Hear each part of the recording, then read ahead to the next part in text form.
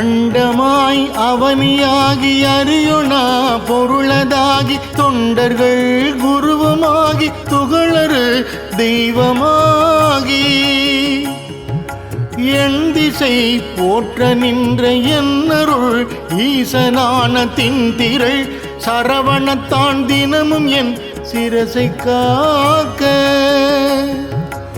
ஆதியாம் கைலை செல்வன் அணி நெற்றி தன்னை காக்க தாதவிழ் கடப்பம் தாரான் தான் இரு நுதலை காக்க சோதியாம் தணிகையீசன் துரிசிலா விழியை காக்க நாதனாம் கார்த்திகேயன் நாசியை நயந்து காக்க